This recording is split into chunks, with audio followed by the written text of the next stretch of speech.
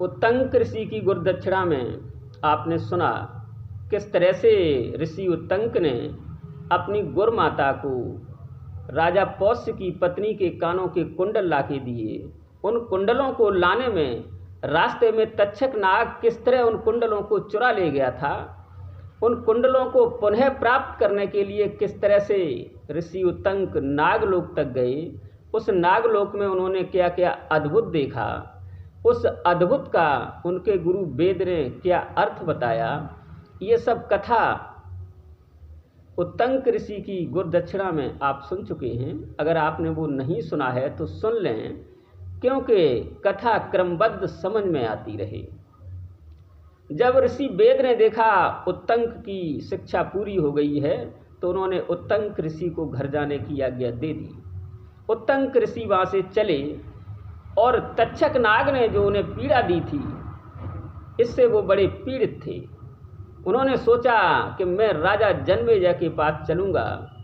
उनके पिता परीक्षित को भी इस तक्षक ने डसा था, तो मैं उनसे कहूँगा कि वो इस तक्षक नाग से अपने पिता की मृत्यु का बदला लें।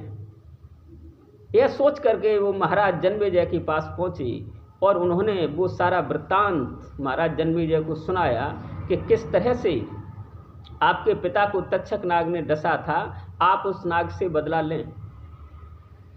महाराज जन्मेजय ये वृत्तांत अपनी माँ के माध्यम से सुन चुके थे, लेकिन उत्तंक ऋषि की बात सुनकर के उनके मन में पुनः ये बात आई कि मैं वो इतिहास सुनूं किस तरह से मेरे पिता को तक्षक नाग ने डसा था। उनके पास उग्रश्रवा नाम के ऋषि बैठे हैं। उन उग्रश्रवा ऋषि से जन्मेजय ने कहा कि हे ऋषि देव, मुझे वो इतिहास सुनाइए जिस तरह से तक्षक नाग ने मेरे पिता को डसा था, मैं वो सुनना चाहता हूँ विस्तार से। उग्रश्रवा ने कहा, महाराज जन्मेजय, अगर आप वो सुनना चाहते हैं तो आप सुने। हस्तिनापुर के धर्मात्मा राजा आपके पिता महाराज परीक्षित हिंसक जानवरों का शिकार करने के शौकीन थे। उन दिनों जंगलों में बड़ी संख्या में हिंसक जानवर हुआ करते थे, जिनसे जनता को और जनता के जानवरों को भय रहता था। तो राजा लोगों का ये शौक था कि वो उन हिंसक जानवरों को मारें और प्रजा की रक्षा करें। इसी विचार में एक दिन आपके पिता महाराज परीक्षित अपना धनुष बाण हाथ में ले घोड़े पर सवार होकर के कुछ सैनिकों के साथ एक जंगल में पहुंचे। उस जंगल में उन्हें एक बड़ा विशालकाय हिंसक जानवर दिखाई दिया। वो हिंसक जानवर महाराज परीक्षित की तरफ घुर्राते हुए दौड़ा। महाराज परीक्षित ने अपने तीखे तीरों से उसे घायल कर दिया। घायल करने के बाद वो मरा नहीं और भागता चला गया। महाराज परीक्षित भी गुस्से से उसके पीछे घोड़ा दौड़ाए चले जा रहे हैं। महाराज जन्मेजय, ऐसा पहले कभी नहीं हुआ था कि परीक्षित के तीरों से घायल हुआ कोई जानवर बचा हो, लेकिन ये बच गया और छुप छुप के भाग रहा है। कभी दिखाई देता है, कभी नहीं। इस तरह से आपके पिता महाराज परीक्षित भी क्रोध से भरे हुए उस जानवर को मारने के लिए उसके पीछे दौड़े जा रहे हैं। वो जानवर क्या था? स्वयं यमराज ही थे और उनके लिए, आपके पिता के लिए मृत्यु का कारण बनने के लिए आए थे। वो हिंसक जानवर परीक्षित महाराज को उस जगह ले गया जहाँ समीक ऋषि तपस्या में लीन थे। वहाँ तक पहुँचते पहुँचते राजा परीक्षित को भूख भी लग रही थी, प्यास भी लग रही थी, थकावट भी आ गई थी। तो उन्होंने तपस्या में लीन समीक ऋषि को देखकर पूछा कि ऋषि देव, क्या आपने यहाँ से कोई घायल हिंसक जानवर भागते हुए देखा है? ऋषि तपस्या में थे, इसलिए उन्होंने कोई जवाब नहीं दिया। उस समय आपके पिता परीक्षित का समय भी नज़दीक आ गया था, इसलिए उनकी बुद्धि में ऐसा भ्रम हो गया कि उन्हें उचित अनुचित कार्य का कोई ज्ञान नहीं रहा। जब ऋषि ने उन्हें कोई जवाब न दिया तो क्रोध में आकर के राजा परीक्षित ने एक मरे हुए सर्प को तीर की नोक से उठा करके समीक ऋषि के कंधे पर डाल दिया और चले आए। यह घटना जब समीक ऋषि के पुत्र श्रृंगी ऋषि ने देखी, अभी श्रृंगी ऋषि बालक ही थे लेकिन अपने तपस्या के प्रभाव से बड़े प्रभावशाली थे। जब उन्होंने देखा कोई राजा उनके पिता के कंधे पर मरा हुआ सर्प डालकर उनका तिरस्कार कर गया है, जबकि मेरे पिता निरपराध हैं, उन्होंने उसका कोई अपराध भी नहीं किया है, फिर भी उस मूढ़ राजा ने मेरे पिता का तिरस्कार किया है, यह सोचकर श्रृंगी ऋषि ने अपनी अंजलि में जल लेकर और उन महाराज परीक्षित को श्राप दे दिया। उन्होंने अंजलि में जल लेकर कहा, जिस राजा ने मदांध होकर के मेरे पिता का तिरस्कार किया है, उस राजा को तक्षक नाग आज से 7वें दिन डस लेगा। ये श्राप, ये भयानक श्राप जब समीक ऋषि ने भी सुना तो उन्होंने अपनी तपस्या को भंग करके अपने बेटे से कहा, बेटा श्रृंगी, आपने ये बड़ा गलत किया। वो राजा किसी तरह से भी उचित अनुचित का ज्ञान न करके मेरे कंधे पर सर्प डाल गए, फिर भी आपको उन धर्मात्मा राजा को श्राप नहीं देना चाहिए था। राजा के न रहने से प्रजा की रक्षा नहीं होती। हम लोग भी उन्हीं राजा के राज्य में रहते हैं और उन्हीं धर्मात्मा राजा के कारण हम लोग तपस्या, यज्ञ, हवन इत्यादि कर पाते हैं। बेटा श्रृंगी, राजा के न रहने से राज्य में चोर, लुटेरे इत्यादि सक्रिय हो जाते हैं, जिससे हम लोगों को भी भय उत्पन्न हो जाता है। इस तरह से महाराज परीक्षित को श्राप देना आपका बड़ा गलत रहा। वो बड़े धर्मात्मा राजा हैं। श्रृंगी ने कहा, पिता कुछ भी हो, अब जो मैंने कह दिया है वो झूठ नहीं हो सकता। मैं कभी हंसी मजाक में भी झूठ नहीं बोलता। अब वो राजा आज से 7वें दिन मरेगा ही। समीक ऋषि ने कहा, बेटा मैं जानता हूं कि आपका श्राप झूठा नहीं होगा, लेकिन अब मैं अपने एक शिष्य जिसका नाम गौरमुख है उसे महाराज परीक्षित के पास भेजूंगा और उनसे कहलवा दूंगा कि इस तरह से आपको श्राप लगा है और आप अपनी रक्षा का उपाय करें। ऐसा कह समीक ऋषि ने अपने शिष्य गौरमुख को बुलाया और कहा कि बेटा गौरमुख, आप महाराज परीक्षित के पास हस्तिनापुर चले जाएं और उन्हें जिस तरह श्राप लगा हुआ है उस श्राप की बात उन्हें बता दें और यह भी बता दें कि वो हर संभव अपनी रक्षा का उपाय करें। ऐसा सुन गौरमुख समीक ऋषि को नमस्कार कर और हस्तिनापुर पहुंचा। महाराज जन्मेजय, आपके पिता परीक्षित ने उस गौरमुख का बड़ा सम्मान किया। जब कुछ देर विश्राम कर चुके गौरमुख, तब उन्होंने महाराज परीक्षित को ये बात बताई कि आपको श्रृंगी ऋषि ने आज से 7वें दिन तक्षक नाग डस लेगा, ऐसा श्राप दे दिया है। अब आप अपनी रक्षा का उपाय करें। ऐसा सुनकर महाराज परीक्षित को बड़ी चिंता हुई और उन्हें ये भी चिंता हुई कि उन्होंने क्यों समीक ऋषि के कंधे पर वो सर्प डाल दिया। उस दिन मुझे क्या हो गया था। उन्हें अपनी मृत्यु का इतना शोक नहीं हुआ जितना शोक हुआ कि मैंने समीक ऋषि के कंधे पर सर्प क्यों डाला। ऐसा कह गौरमुख चले गए। महाराज परीक्षित कुछ दूर सोचने के बाद उन्होंने अपने मंत्रियों को बुलाया, उनसे मंत्रणा की, तो मंत्रियों ने उन्हें सलाह दी कि आप एक ऐसा भवन बनवाएं जो पृथ्वी से काफ़ी ऊंचा हो, उसमें सिर्फ एक ही खंबा लगा हो, वहाँ पर आप बैठें। आप मंत्रियों, वैद्यों और जड़ी बूटियों का इंतजाम कर लें। उस महल में कोई भी आएगा वो नज़रों को ओझल करके, नज़रें बचा करके नहीं आ सकता। महाराज परीक्षित ने ऐसा ही किया। एक बड़ा सुंदर सा भवन बनवाया जिसमें सिर्फ एक ही खंबा था। वहाँ पर वो अपने मंत्रियों सहित जड़ी बूटियों का इंतजाम करके और बड़े बड़े वैद्यों के साथ वहीं पर बैठते थे। वहीं से बैठ करके अपने मंत्रियों के द्वारा राज्य का संचालन करते थे। महाराज परीक्षित, इस तरह जब 7वां दिन आया, जिस दिन तक्षक नाग को उन्हें डसना था, उस दिन आपके पिता महाराज परीक्षित और अधिक सावधान थे। उन्होंने कश्यप ऋषि, जो उस समय के बड़े वैद्य थे, उन्हें भी बुलाने के लिए निमंत्रण भेजा।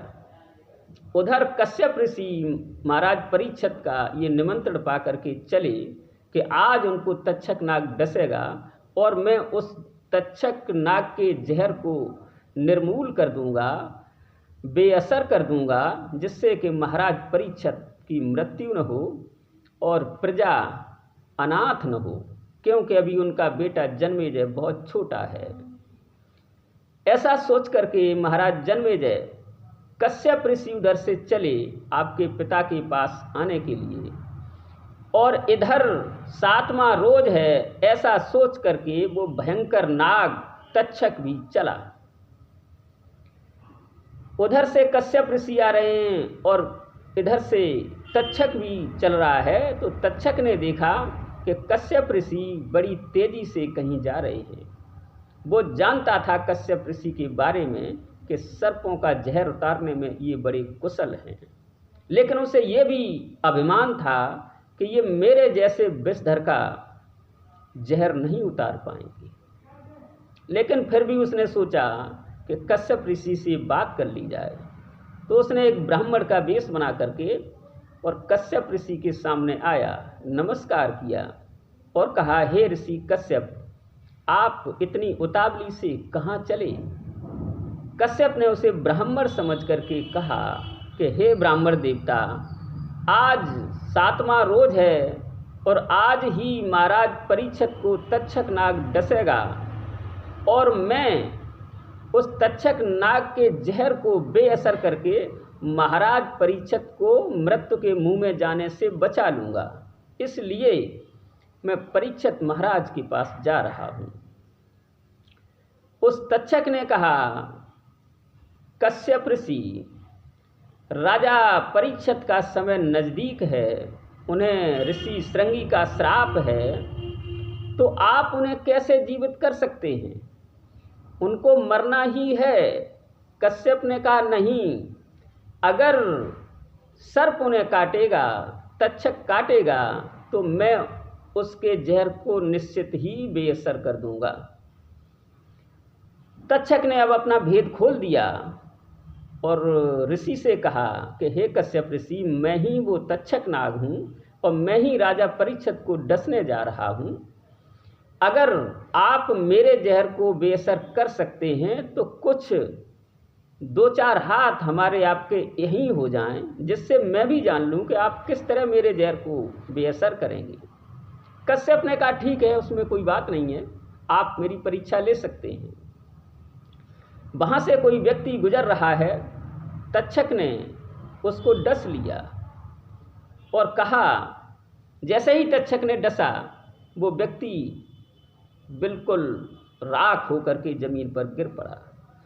ऋषि कश्यप से कहा, अब आप इसे जीवित करके दिखाएं। ऋषि कश्यप ने जैसे ही उस राख की तरफ देखा, वो व्यक्ति पुनः जैसे कि तैसा ही खड़ा हो गया। तक्षक को शंका हुई कि वास्तव में ये कुछ कर सकते हैं। वहाँ पर एक बट वृक्ष था, उसके पत्ते पड़े हुए थे, तो एक हरा पत्ता जो अभी शीघ्र ही गिरा था, तक्षक ने उस पत्ते को डसा, पत्ता राख बन गया। ऋषि कश्यप से कहा, आप इसे पुनः हरा करके दिखा दीजिए। ऋषि ने जैसे ही उस पत्ते की तरफ अपनी नज़र डाली, वो पत्ता पुनः जैसा का तैसा हो गया। तक्षक को शंका बढ़ती जा रही थी कि वास्तव में ये राजा को जीवित कर देंगे। तक्षक ने कहा, महाराज, अभी एक परीक्षा और बाकी है। मैं इस पेड़ को ही डसता हूँ, ये विशाल बट वृक्ष है, और मेरे जहर की अग्नि को देखना। मैं इस पेड़ को डसूंगा, तब आप इसे पुनः हरा करके दिखा देना। कश्यप ऋषि ने कहा, बिल्कुल, आप डसिए इसको। तक्षक ने उस पेड़ में अपना फन मारा, वैसे ही उसके जहर के प्रभाव से वो बट वृक्ष राख का ढेर बन गया। जब राख का ढेर बन गया तो तक्षक ने कश्यप ऋषि से कहा कि हे ऋषिदेव, आप इसको पुनः हरा भरा करके दिखा दें। कश्यप ने कहा ठीक है, अभी ठहरो। उन्होंने उसकी राख को इकट्ठा किया और उसमें जब मंत्र पढ़ करके मारा तो पहले उन्होंने उस राख में से एक अंकुर निकाला, फिर उस अंकुर में 2 पत्ते निकाले, फिर शाखाएं प्रशाखाएं निकाली और फिर अगले मंत्र से उस वृक्ष को पुनः जैसे कि तैसा खड़ा कर दिया। इस तरह से महाराज जन्मेजय कश्यप ऋषि की ये परीक्षा लेकर के तक्षक नाग घबरा गया कि वास्तव में ये महाराज परीक्षित को जीवित कर देंगे। अब उसने दूसरी नीति से काम लेना शुरू किया। उसने कश्यप से कहा कि महाराज आप न जाएं, परीक्षित महाराज को मरना ही है आज, और आप प्रकृति के खिलाफ लड़ेंगे तो उसमें आपकी हार होगी और आपकी जो ये विद्या है उसकी भी निंदा हो जाएगी। इसलिए आप लौट जाएं। महाराज परीक्षित का आज निश्चित ही आखिरी दिन है, उन्हें आज मरना ही है। बहाना कोई भी हो, उन्हें आप जीवित करने न जाएं। महाराज कश्यप ऋषि भी बड़े ब्रह्म ज्ञानी थे। उन्होंने तक्षक की बात को सुन करके अपने ध्यान रख करके देखा कि परीक्षित महाराज के साथ क्या होने वाला है। तो जब उन्होंने अपना ध्यान लगाया और उनके ध्यान में ये आया कि आज निश्चित ही परीक्षित महाराज का आखिरी दिन है और किसी न किसी बहाने वो आज उनको मृत्यु को प्राप्त होना है और तक्षक नाग ही आज उन्हें मृत्यु को प्राप्त कराएगा। ऐसा सोचकर जब ऋषि कश्यप ने देखा कि राजा परीक्षित का आज निश्चित ही आखिरी दिन है, यही ईश्वर की इच्छा है, तो वो उस तक्षक नाग की बात को सुन करके लौट गए। जब ऋषि कश्यप लौट गए तो तक्षक नाग निश्चिंत हो गया और राजा के नगर में पहुंचा। जब उसने ये देखा राजा परीक्षित बहुत ही सुरक्षित महल में हैं, ज़मीन से काफ़ी ऊंचा है, एक ही खंबा है, अगर मैं इस पे से चढ़ता हूँ तो उनकी नज़र पर आ जाऊँगा। इसलिए कोई ऐसा उपाय किया जाए कि वहाँ तक आसानी से पहुँचें। जब उस तक्षक नाग को महाराज के यहाँ पहुँचने में बड़ी दिक्कत हो रही थी और कोई युक्ति नहीं सूझी तो उसने अपने कुछ नागों का आह्वान किया। जब उसके कई नाग वहाँ पर आ गए तो उसने उन नागों से कहा कि आप ऋषियों का वेश बनाएं और कुछ फल और फूल लेकर महाराज परीक्षित को भेंट करें जाकर के। ऋषियों को आने में महाराज परीक्षित नहीं रोकेंगे, ऋषियों और वैद्यों को तो वो आज आने ही दे रहे हैं। तो आप ये फल और फूल ले जाइए और इन्हीं एक फल में मैं छुप करके छोटा सा एक कीट बन करके बैठ जाऊंगा और इस तरह राजा के पास आसानी से पहुंच जाऊंगा। उग्रश्रवा ऋषि ने कहा, महाराज जन्मेजय, इस प्रकार उसने अपने कुछ नागों को ऋषि बनाया और वे नाग ऋषि हाथों में फल और कुछ फूल लेकर के राजा के महल में पहुँचे। ऋषि समझ करके उन्हें किसी ने नहीं रोका। यही समझा गया ये कोई वैद्य होंगे, राजा की सुरक्षा में आए होंगे, इसलिए वो नाग जो ऋषि बने हुए थे बड़ी आसानी से राजा परीक्षित के महल में पहुंच गए। उन ऋषियों ने राजा को फल और वे फूल भेंट किए। वे फल और फूल देखने में बड़े सुंदर, बड़े स्वादिष्ट लग रहे थे।